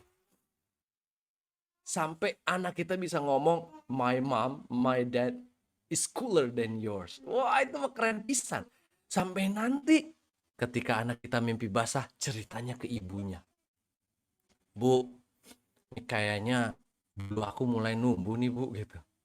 Saya mau cerita tapi takut anaknya nanti ngedenger. Maksudnya anak saya tuh akhirnya di musola ditanya sama teman-temannya. Agak-agak katanya gitu. Kalau aku udah akil balik belum? Kata agak, ya lihat aja katanya. Udah tumbuh ininya belum, ininya belum. Jadi dia di musola ditanyain si anak aku tentang akil balik gitu. Tapi karena memang usiku mbak ya nafsi Allah di luar semua kami, mungkin kelebihan kami adalah storytelling tersebut ya, gitu ya. Jadi si anak dari awal udah dikasih tahu, nah momen kamu nanti menjadi apa namanya momen kamu nanti akil balik, nah itu adalah momen terbaik. Kenapa? Karena kamu bisa melakukan apa yang kamu mau, tetapi kamu sendiri juga yang akan nanti mempertanggungjawabkannya. Dan di situ kamu sudah bisa dibilang dewasa sama orang. Karena kalau di rumah kami meniadakan kata remaja. Buat kami nanti di sini tuh akil balik tuh udah dewasa. Kenapa? Nanti dia kalau dibilang remaja tuh berasa gini, aku akil balik, aku sudah bisa bikin anak. Tapi nanti aja aku kawinnya ah. Nah ini masa dari akil balik sampai dia nikah ini terawang-awang. Itu syahwat nggak tersalurkan, salah gaul kemana-mana, pembuktian diri gede. Jadi ngawang-ngawang gitu loh. Tapi kalau kita udah kasih tahu minimal kita apa ya kumpulkan referensi-referensi. Udah akil balik belum? Kita tanya tiap hari. Mimpi basah belum? Belum sih tapi ini udah mulai nih jakun udah ada gitu ya. Papa lihat deh ini mulai tumbuh kayak gini ya. Kayak gini ya. Ketiaknya kayak gini gitu. Itu contoh ketika storytelling berlangsung dengan baik, dicerita aja. Tapi konsekuensinya apa? Nanti si anak kalau aduh gitu. Karena dia rasa kita teman baiknya, sahabat baiknya dan ibunya gitu. Jadi kalau dia ngomong, jangan kaget. Nih ada teman saya kemarin, ibunya mukanya nggak bisa ditutupin. Gara-gara anaknya udah bener. Ini anaknya udah bener nanya sama dia. Bu, katanya. Tadi di jemputan, anak-anak rame katanya. Ada yang bawa handphone, itu kita lihat payudara di situ. Katanya. Ibu tuh bisa tutupin panik. Jadi si anak tuh langsung tahu. Berarti kata tadi men-trigger sesuatu buat ibunya. Jadi ibu bikin panik, aku nggak mau cerita lagi ah. Support ibunya. Coba kalau ibunya stay still tapi tahan napas dulu kayak payudara. Loh, itu kan kamu nggak boleh nonton. Itu kan aurat orang lain. Iya, tapi anak-anak tadi lihat loh, Bu. Di handphonenya gini segala macam. Oh gitu. Ya tapi nanti pokoknya kakak, memang makanya Allah turunkan tuh kalau laki-laki tuh harusnya menurunkan pandangan. Soalnya kita nggak tahu kitanya udah bener, orang lain yang nunjuk-nunjukin ya. Jadi stay still. Nanti next time ada sesuatu yang lebih itu dia bisa cerita sama ibunya. Punten nih misalnya. Bu, ada ini ada teman kuliah aku bu, ya kenapa? Ya kemarin aku pulang, aku antar dia, ya. Terus dia cium pipi aku, terus aku harus gimana bu? Coba kalau dia nggak cerita sama ibunya, ceritanya sama temennya. Apa kata temennya? Gas lagi, lalu udah gitu masa didiamin. Tapi kalau cerita sama ibunya, oh gitu nak, siapa namanya yang mana? Jangan juga gitu juga ya, ibu-ibu kan suka kepo. Yang mana orangnya? Yang mana sini IG-nya ibu buka? Ya kalau cakep udah langsung kawinin. Misalnya jangan gitu juga. Tapi diolah bahwa kabarkan sama dia itu yang salah dan benar. Intinya teman-teman, anak ngelawan pasti. Tapi gimana supaya anak gak ngelawan? Ngelawannya anak kita anggap pintu masuk untuk kita bisa masuk ke dunia dia, dan kita mudah-mudahan di akhir zaman ini bisa jadi ibu, bisa jadi ayah yang terbaik. Dimas, kan aku tek minim referensi kumaha. Ya itu berarti caranya perbanyak referensi teh ya. Mungkin kalau saya tempuh jalurnya, saya belajarin kisah Rasul Shallallahu Alaihi Wasallam selama beberapa tahun terakhir sampai detil-detilnya, sampai sekarang juga masih belajar, karena itulah kekuatan saya. Karena kalau di ngomongin dari Quran, atau udah bahasa Arab gecan bisa, bahasa Arab juga nggak bisa teman-teman. Jadi saya tahu kemampuan saya sampai mana. Bismillahirrahmanirrahim. Ini yang saya tanamin. Lalu set visi misi keluarga bahwa kamu itu nanti kalau udah besar, mau kaya, mau miskin, pokoknya bermanfaat buat orang. Jangan kaya-kaya sendiri. Kalaupun miskin, jangan kasihani diri sendiri, tetap lu harus bermanfaat bagi orang lain. Ada satu tukang parkir ya Bu ya di apa di Unpad Bu, namanya siapa Bu? Yang viral teh Bu. Namanya siapa? Jack. Iya Panggilannya benar ya Jack. Bu. Panggilannya Jack. Ada salah satu tukang parkir di tempatnya Ibu gitu di Vkom Unpad gitu. Ya kalau orang lihat mah apa sih si Jack gitu, gayanya juga petantang-petantang. Ternyata di rumahnya dia punya sekolah khusus ya Bu ya. Sampai sekarang tuh kalau nggak salah tuh masih punya. Berarti kayak miskinnya bukan menentukan kesuksesan, tapi seberapa bermanfaat hidupmu buat orang lain. Ngobrol maksudnya seputar ini karena saya juga paham usikum wa iyaya nafsu. Kalau kami yang bicara ini juga bukan orang benar, tapi at least bisa sambil ngobrol. Kalau ada yang mau didiskusikan atau ditanya, silakan saya kembalikan ke Kak Nisa. Masya Allah, materinya luar biasa sekali ya Kak Dimas. Nah, selanjutnya ini sesi tanya jawab. Silakan rekan-rekan yang ingin sharing, diskusi asik nih sama Kak Dimas, saya persilahkan. Kak Bisa Nisa, ditulis di itu kolom dalam. tapi ini lucu juga Mbak Maya ngomong, saya nunggu nih kenapa Usman nggak diterima. Iya, saya sebenarnya juga gitu, penasaran ini. Usman itu nggak diterima lamarannya karena keburu dinikahin sama anaknya Abu Jahal. Makanya seneng banget ketika waktu itu Rasulullah mulai berdakwah diam-diam. Abu Lahab tuh ngomong gini, cerain semuanya anak Muhammad, cerain semua anak Muhammad. Diceraikanlah sama anak-anak Abu Lahab. Lah, Utsman langsung dikasih tahu sama sahabat, Utsman, Ruqayyah bebas.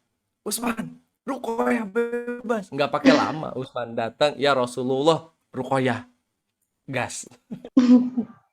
Masya Allah, Kak, kalau anak suka berbohong, aku boleh langsung baca kan, Nisa? Iya, boleh Kak. Oke. Boleh, Kak, silakan. anak suka berbohong, enaknya diapain? Masya Allah, ini enaknya dididik. Enaknya dididik. Jadi gini, kalau anak suka bohong, berarti dia menemukan kenyamanan dalam bohongnya itu dan tidak mendapatkan konsekuensi. Konsekuensinya nggak ada nih. Bukan ngomong kurang tegas. Konsekuensi itu bukan sabetan, bukan hukuman. Enggak, konsekuensi berbohong itu kadang-kadang ketika dia bohong dan bohongnya ketahuan, dia tutupi dengan bohong lain dan itu beban di pundak dia loh. Itu aja udah bisa kita ulik. Udah sikat gigi belum? Udah tadi. Tapi ibu lihat sikat giginya kering. Terus dia nyari lagi. Aku pakai sikat gigi adek. Kenapa pakai sikat gigi adek? Kan punya adek, jijik dong. Jangan ya. Diam dia. Dia dapat konsekuensi minimal. Oh iya ya, ibuku bisa menjawab. Maksudnya, ibuku tahu kalau aku begini gitu. Salah. Besoknya nyoba bohong lagi sekali. Ibunya jauh lebih pintar lagi. Sehingga dia mendapatkan referensi atau kita sebut maklumat gitu ya, maklumat tabiko, bahwa referensinya kalau bohong tuh beban aku nambah, ibu aja susah dibohongin, baru nanti umur sekian kita tanamkan sama dia bahwa gimana mau bohong, Allah kan maha melihat. Korupsi nanti di kantor, Allah lihat. Kamu mau ambil duit orang, Allah lihat. Ditanamkan gitu. Tapi anaknya suka berbohong itu, satu lagi kita coba chunk down dulu nih bahasa sukanya. Kita juga jangan sampai salah labeling, maksudnya gitu ya kan, kita kadang-kadang orang tua tuh, anakku tuh ngomongnya 6 jam. Jadi kita harus ukur dulu. Anakku suka berbohong. Oke, dari hidupnya dia sekitar 14 jam, berapa berbohongnya? Berapa kali berbohongnya dalam hari? Kalau ternyata berbohongnya cuma sekali di pagi hari, sekali siang, sekali malam, itu belum dibilang suka. Baru dia lagi mendevelop kebiasaan berbohong dan itu langsung ditekan dengan cara apa? Ya kasih konsekuensinya itu bukan hanya konsekuensi hukuman aja ya. Bahwa dia harus tahu kalau dia berbohong menambah masalah lagi, menambah bohong lain, menambah bohong lain. Terus kita kasih muka nggak enak aja. Kak, jujur ya, Bunda tuh nggak suka banget. Nah, jadi ditanamkan langsung. Kita tuh nggak suka banget, value berbohong itu rendah. Rendah banget. Rendah. Jadi ditanamkan referensi di kepala dia. Apakah bisa selesai dalam sehari? Oh, mendidik bukan mendadak. Alhamdulillah. Jadi nggak bisa sehari, diulang terus, di repeat. Masya Allah, aku bacakan punya Kak Ica dulu, nanti baru Iya. ke Mbak Desti. Oh ya ya, Masya Allah, manajemen emosi. Iya, ini manajemen emosi itu Masya Allah ya. Manajemen emosi pertama, tarik nafas, istighfar, self-talk. Tarik nafas, self-talk. Kalau aku ngomong gini, fungsinya apa ya? Tapi kalau aku ngomong gini, kamu nih kok males ya? Aku nge-labelin dia males. Jangan dong. Ya kan jangan label, jangan labelin gitu maksudnya. Kamu tuh ya, Bunda tuh lihat 3 hari ke belakang males banget. Jadi dia sadar, oh aku males ya. Oh kalau gini labelin. Jadi self talk aja dulu. Biarin si anak nunggu, biarin. Jadi makanya kalau lagi ada anak yang bikin masalah, tahan nafas dulu, mainin mukanya. Itu padahal lagi mikir, lagi self talk. Kalau aku bilang ini cocok nggak? Kalau aku bilang ini cocok nggak? Kalau aku bilang ini apa dampaknya bagi hidup dia? Nanti aku nggak deket sama anakku. Baru terakhirnya, kakak. Nah, baru sampai itu. Baru sampai ke bab jawaban atau respons yang benar. Tapi respons yang benernya nggak kita bahas hari ini ya. Maksudnya karena banyak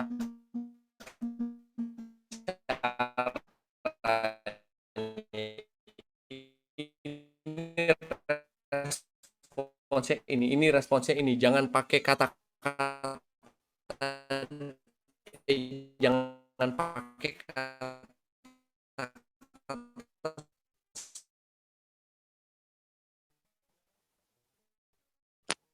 Halo. Ya, waalaikumsalam warahmatullahi wabarakatuh. Ya, Kak Dimas senang banget bisa ketemu Kak Dimas. Biasanya saya mendampingi saya ajaran kayak gitu sih, ngomong balas atau nggak ngebantah gimana sih gitu. Nah, gimana cara kita memberlakukan dua value yang berbeda apabila dia ada di rumah dengan kita memberikan kebebasan berargumen dan juga dengan di lingkungan lain yang ada batasan terhadap hal tersebut, Kak, gitu. Terima kasih. Masya Allah, Masya Allah. Tapi maksudnya membantah di sini sebenarnya memberikan keleluasaan untuk anak berargumen gitu ya? Tuh berargumen. Jadi kamu ini kayak gini kenapa? Alasannya apa? Oh gitu. Kalau menurut Ambu sih gini gini gini gini. Akhirnya dia ngerti oh gitu ya Ambu. Oke. Tapi maksudnya dia nggak dia ada argumen yang dia sampaikan kenapa dia keberatan misalnya kayak Ya. gitu. Nah, di tempat lain itu dianggap seperti nggak mau nurut ya gini gini gini gitu. Maksudnya gimana cara menyelaraskan dua value itu supaya anak tuh nggak bingung gitu, Kak. Gitu Masya aja. Allah. Terima kasih Kak Masya Allah. Dimas. Bismillahirrahmanirrahim. Ini pertanyaannya keren banget. Mudah-mudahan kami bisa jawab ya. Tentu ilmunya di luar sana banyak sekali, tapi kita ambil beberapa value itu. Jadi saya ambil ilmu banget dari tim Enlightening Parenting. Nanti, aduh, tuh keren banget. Ada Bu Oki Fitriani dan teman-teman gitu ya. Hal paling keren yang bisa dilakukan seorang parents dua-duanya adalah BRP, briefing role playing. Saya ambil contoh hidup yang ada di sini, yaitu namanya Ibu Tina, ibu saya pribadi. Bener, karena kan gini, di rumahnya ibu saya, anak saya tuh king, king pokoknya. Yang kedua queen. Oh, yang terakhir apalagi ya Bu ya? Masya Allah, yang kecil ini ada yang tuh lihat, tuh, ada siapa? Siapa tuh? Yangti. Wah, apalagi anak saya kalau ketemu yang Yangti itu kayak udah jangan lama-lama. Jadi gini, di rumah Yangti itu semuanya king and queens. Bahkan bisa terjadi ketika lagi ngobrol-ngobrol misalnya gitu ya. Value saya di rumah, kakak mau sepeda misalnya gitu. Apa yang kamu perjuangkan buat sepeda itu? Nanti sepedanya dipakai apa gitu. Semalam bobo sama Yangtinya terus mau sepeda nggak? Gitu kan. Loh, tapi apakah itu bertentangan sama value saya? Enggak. Kenapa? Karena bagi Aga, Yangtinya itu harus sesuatu yang dirindukan dan didambakan gitu. value-nya sudah di BRP di rumah. Nanti kalau jadi kayak kalau BRP ringannya gini kayak, mau ke Bandung nih, mau ke Bandung, nanti di sana nanti dapat gini-gini. Emang iya bakal dapat? Ih pasti lagi Pap dapat gini-gini. Masya Allah itu makanya yang itu, aduh. Nah kita BRP anak bahwa value di sana berbeda. Bahkan kalau ke neneknya, Namanya papi. yang tim mamanya papi, Iya. ya benar. Gemes nanti, yang tinya gemes nanti lihat kamu. Jadi boleh nggak yang tinya gemes-gemes cubit-cubit si anak yang besar yang harusnya udah dewasa? Ya boleh.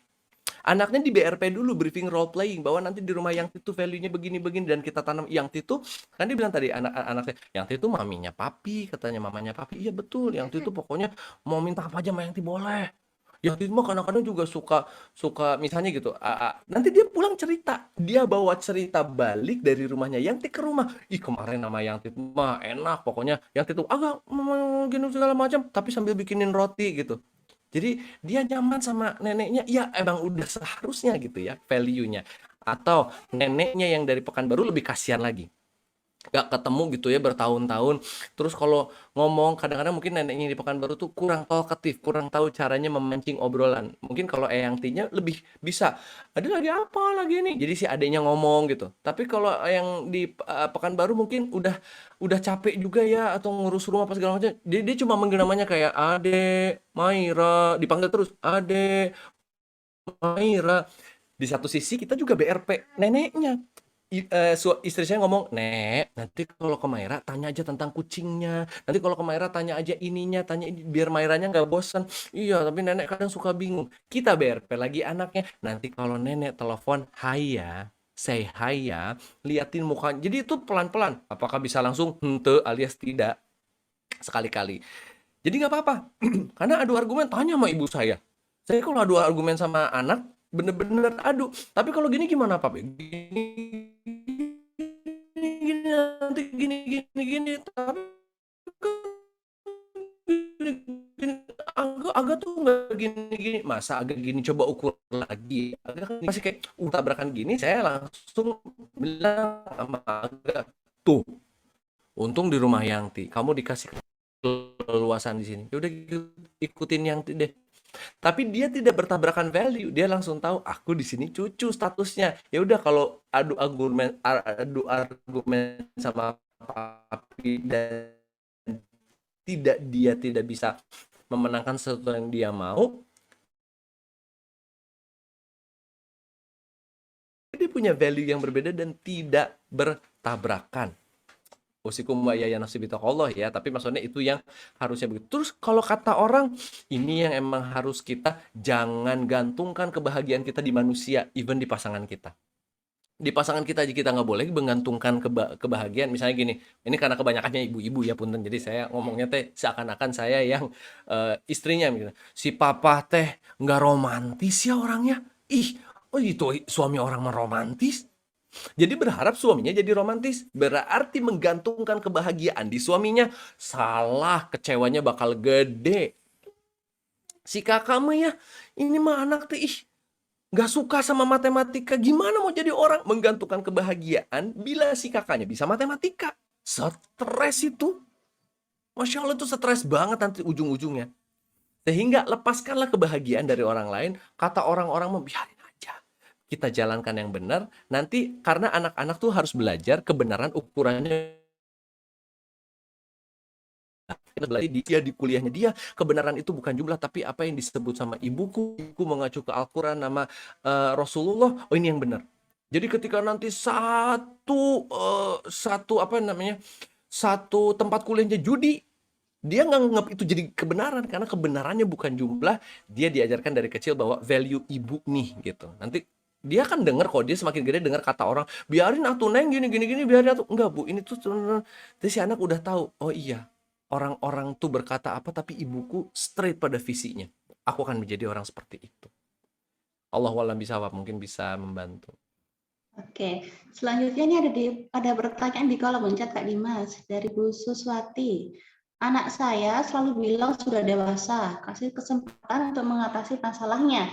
Tapi setelah kami kesempatan berulang kali malah bikin kecewa. Nah, gimana Kak mohon sarannya? Masya Allah, Masya Allah. Ini balik lagi kalau kami ngomongin parenting berarti arahnya ke parents ya, bukan childrening. Parenting itu is all about parents, bukan childrening. Jadi gini, kalau misalnya usikum wa iyaya nasibiqallah, mohon maaf lahir batin kalau perkataan saya nanti ada yang salah ya. Tapi gini, kecewanya kita sama anak itu salah satu poin bahwa kita menyimpan kebahagiaannya di anaknya tersebut. Di anaknya tersebut. Nabi Nuh gagalnya 950 tahun. Allah sabar sama Nabi Nuh. Jadi ini ada poin watawassaw bil haq watawassaw bis sabr tuh beneran sobernya. Beneran sobernya. Tapi apakah begini? Kita pengen anak kita menyelesaikan sebuah masalah dengan dirinya sendiri, tetapi kita tuh kayak punya urgensi untuk ujungnya menyuapi solusi. Nah, ini yang jangan sampai tabrakan. Kita pengen anak kita menjadi problem solver, berarti kasih lahan dia untuk di-solve problemnya. Berapa kali? 20? Berapa kali kesalahannya? 50? Berapa kali kesalahannya? 100?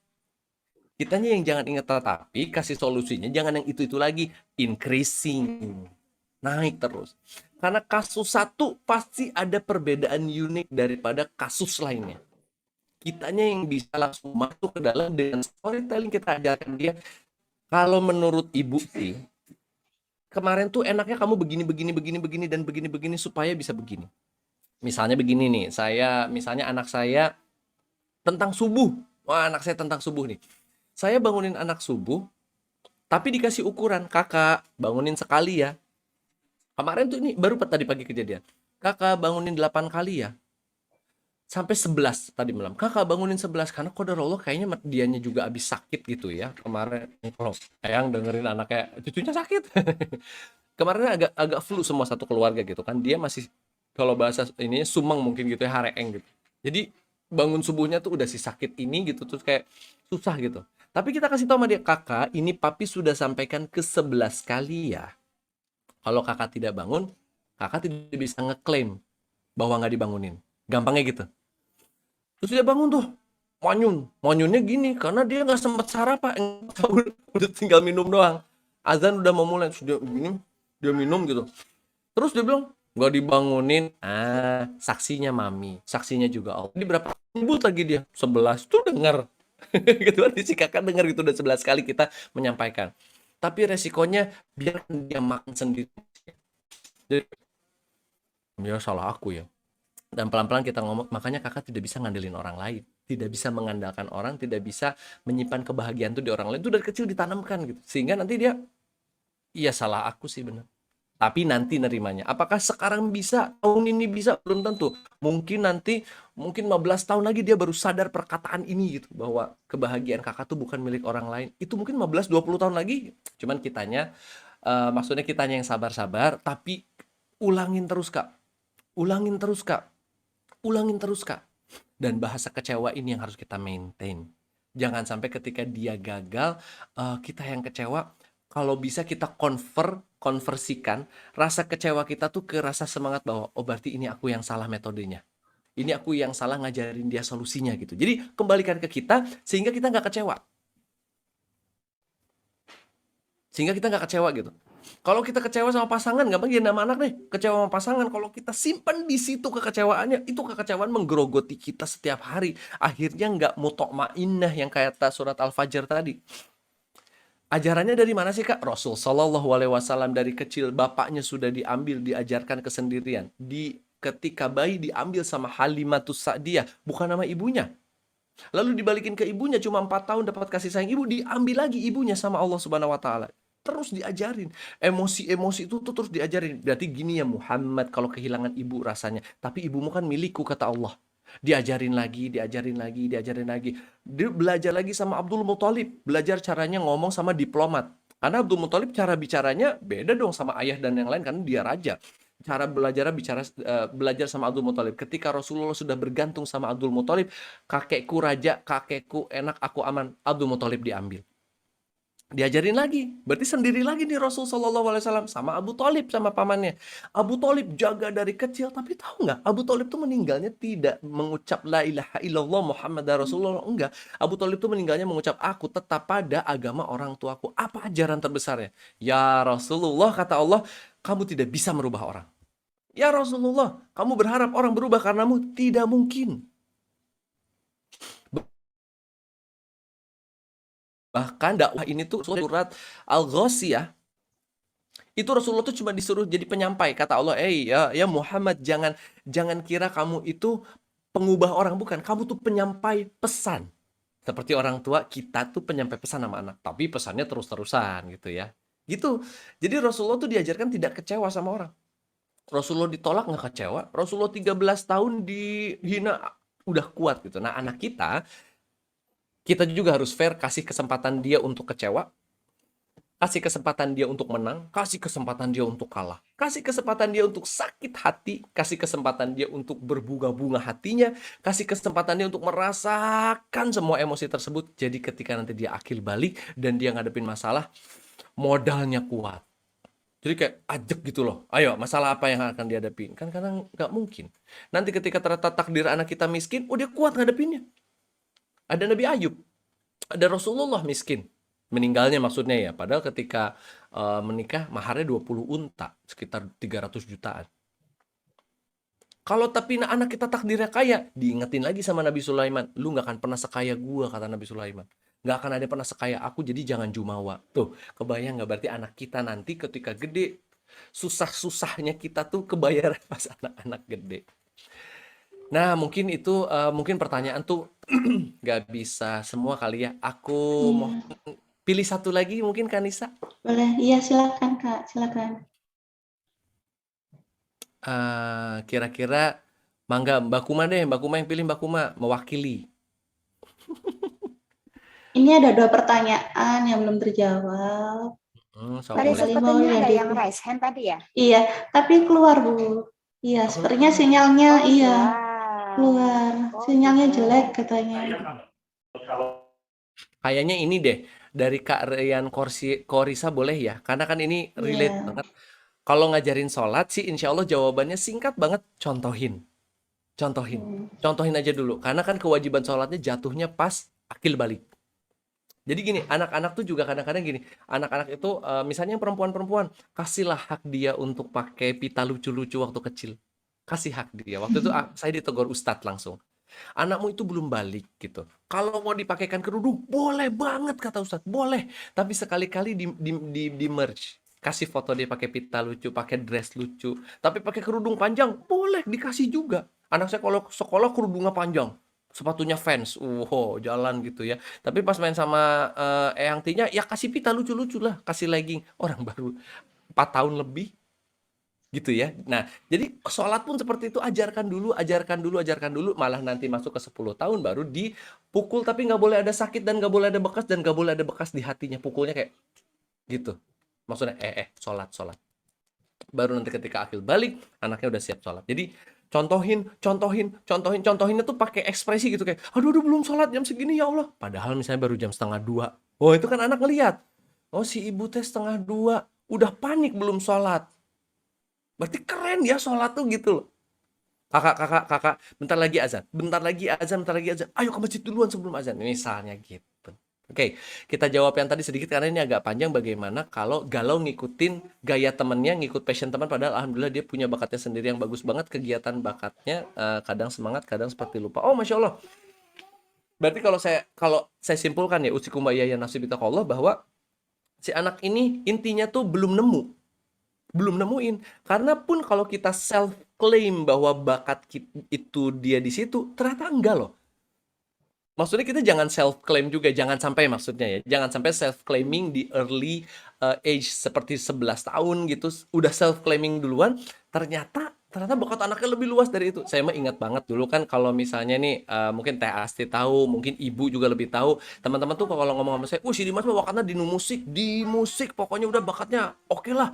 Alat ini bisa, alat itu bisa, segala macam, ngompos lagu bisa. Sampai terakhir di SCTV kan saya emang music composer. Sehingga sah gitu jadinya bahwa bakat saya tuh kata orang musik. Padahal ternyata pas diulik-ulik bareng sama istri, belajar lagi, ulik lagi, belajar lagi, ternyata kita baru nemu sebentar. Enggak, lu tuh analisanya yang kuat sehingga bisa ATM cepet.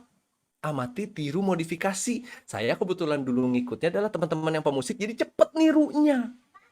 Mungkin kalau saya dulu gaulnya sama tukang lukis, insya Allah kayak cepet ngelukisnya. Jadi baru ketahuan di umur 28-30-an. Kebetulan latihan musik tiap hari, sehingga bakat itu masuk gitu loh. Tapi kan sebenarnya belum tahu. Ada orang gini, aku tuh senangnya nyanyi, kata dia gitu. Ternyata bakatnya bukan nyanyi, apa? Sosialisasinya yang gede.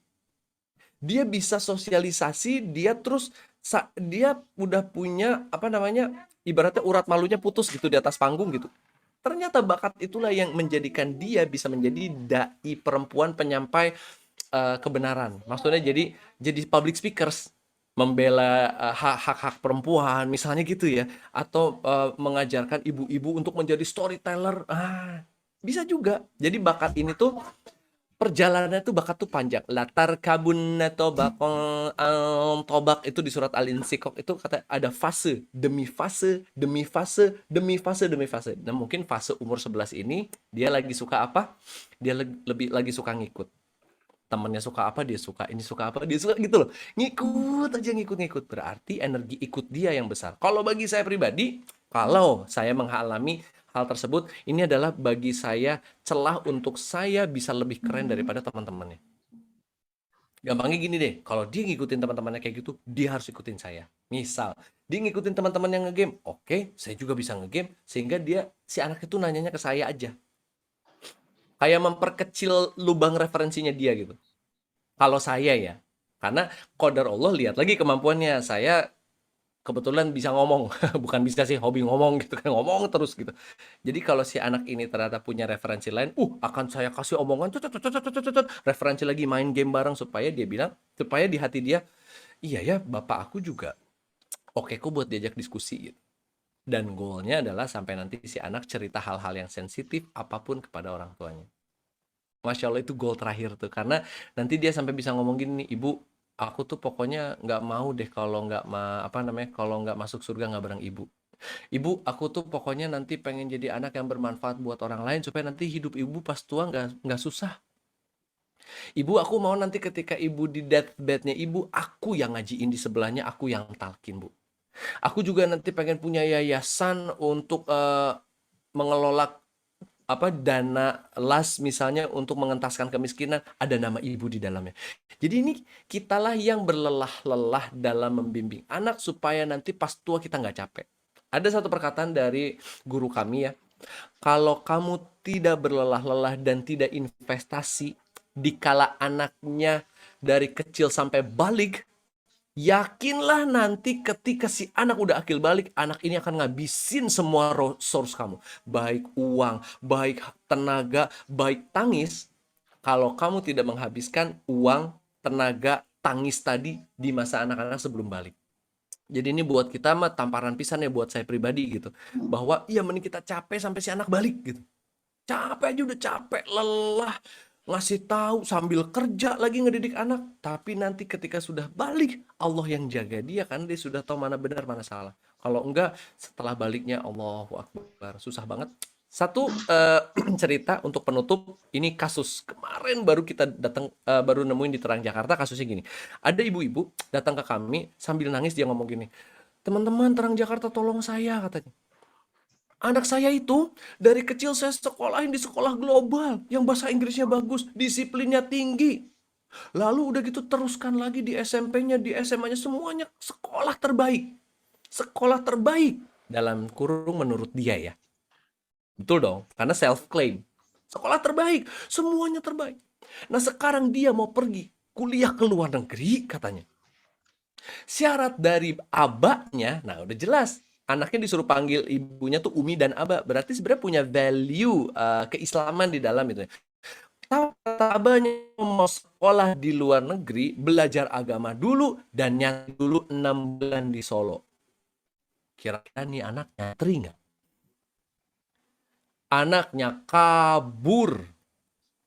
Pakai uang ibunya, pakai iCloud ibunya, dia bisa pakai kredit card ibunya, beli tiket kemana-mana. Kabur, Jakarta, Bandung. Dan akhirnya nggak mau. Dia bilang gini ke kami, salah kami tuh di mana? Kami cuma pengen dia belajar agama, sekolah terbaik udah kita kasih, fasilitas udah terbaik kita kasih. Tapi ketika dia mau belajar agama, dia mau belajar ke luar negeri, minimal dia belajar agama dulu 6 bulan. Boleh tulis di chat dong, kira-kira salahnya di mana? Kira-kira kurang tepatnya di mana? Sebagai penutup ya. Boleh rangkum sedikit di chat. Salahnya di mana tuh? Anissa, salahnya di mana kira-kira? Kurang tepatnya di mana? Melewatkan masa-masa di awal pendidikan anak sepertinya ya Kak Dimas ya. Jadi ketika anak sudah dewasa langsung dirapel itu penyimpangan-penyimpangan anaknya. Dirapel penyimpangan anaknya, Masya Allah. Momennya kelewat. Nggak ada komunikasi di awal. Betul. Lagi, ultimatum dari ortu kurang, pembahasan bersama kurang. Iya betul. Jadi ini anak dididik dadakan kayak sambal. Insya Allah yang dadakan mah yang anak cuma sambal doang. Gitu ya. Sama tahu bulat ya. Iya, sama tahu bulat tuh dadakan banget enaknya, Masya Allah. Tapi belajar, jadi gini, value-nya adalah satu. Ibunya self-claim bahwa saya telah memberikan semua yang terbaik bagi anak. Anak saya jago bahasa Inggris. Self-claim. Saya memberikan yang terbaik. Tapi ujung-ujungnya, dia pengen anaknya juga belajar agama dulu selama 6 bulan. Supaya nanti berangkat ke London atau kemana-mana, dia ingat agamanya jadi nggak maksa. Ini kan terlalu too good to be true kalau bisa, bener nggak? Anaknya tinggal di sebuah tempat global, punten, kita nggak nyalahin globalnya ya. Meskipun misalnya yang salahnya tuh tabrakan ya. Misalnya gini, ibunya sekolahin di anak di global semuanya, dia yang bahasa Inggrisnya oke, dan memang ajaran agamanya kurang kuat, tapi ujung-ujungnya kamu berangkat saja ke luar negeri, kamu sukses di sana, cari uang yang banyak. Nyambung nggak?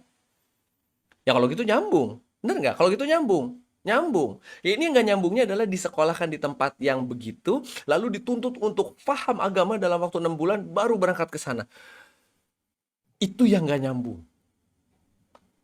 Dadakan banget belajar agama. Terus kan dia yang nggak pernah dapat pesantren, terus tiba-tiba disuruh pesantren. Itu ya Allah ya Robi, kebayang orang yang nggak pernah ngomong ditarik ke depan suruh MC depan 8.000 orang.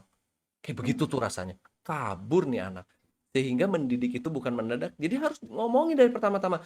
Ibu mau pilih sekolah SD-nya ini biar kamu dapat disiplin global dan bahasa Inggris ya nak. Oke, tapi nanti di SMP, ibu tuh akan masukkan kamu ke dalam begini. Diskusi sama anak, bahkan dari anaknya kelas 1 SD tuh udah diskusi. Terus dikasih tahu begini. Masalah value maksiat dan dosa, ya dari kecil dikasih tahunya, bukan hanya 6 bulan. Tapi usikum wa ya nasib kalau ini sebuah kasus aja yang bisa menutup dan mudah-mudahan bisa membuka mata kita sama-sama bahwa mendidik itu bukan mendadak dan bahwa banyak cara menuju dekat sama anak, salah satunya storytelling, tapi yang udah jelas juga kita juga harus maintain emosi kita, yang udah jelas juga kita harus lebih keren daripada orang lain, yang jelas kita juga referensinya harus lebih banyak dari orang lain. Jadi PR-nya sedikit apa banyak-banyak, makanya bersama-sama aja kita nih Rumah Umat, insya Allah programnya juga nggak berhenti sampai sini, kita bakal terus ngobrolin hal-hal yang baik seperti ini. Mudah-mudahan kita bisa minimal membuat circle bareng-bareng, bertumbuh bareng-bareng. Izin tutup dengan istighfar ya, karena saya yang banyak salah, karena banyak ngomong. Astagfirullahaladzim. Masya Allah. Terima kasih ya ibuku udah ikut. Silakan Kanisa. Oke, baik. Terima kasih antusiasnya untuk peserta webinar pada sore hari ini. Dan sekali lagi saya ucapkan terima kasih banyak kepada Dimas atas kesediaan waktunya memberikan pencerahan ini, terutama kepada saya sih orang tua yang masih fakir ilmu. Saya terima kasih kepada rekan-rekan atas sudah meluangkan waktunya. Kita belajar bareng hari ini. Semoga banyak manfaat dan bisa diaplikasikan di kehidupan sehari-hari. Seperti itu. Sebelum itu, mari kita akhiri dengan doa kafaratul majelis. Astagfirullahaladzim. Subhanakallahumma wa bihamdik. Asyhadu an la ilaha illa anta. Astaghfiruka wa atubu ilaik. Menginformasikan kembali, jangan lupa hari Kamis 6 April nanti akan ada fase pranikah tentunya dengan narasumber Teh Ais Kurniawati. Jangan sampai kelewatan ya rekan-rekan. Biar berkesan, ayo kita sesi foto dulu ya Kak Dimas sebentar. Bisa on cam semua. Masih off cam bisa dinyalakan ya kameranya biar ada kenang-kenangannya. Yang lainnya mana nih? Nggak bisa on kan, Kak?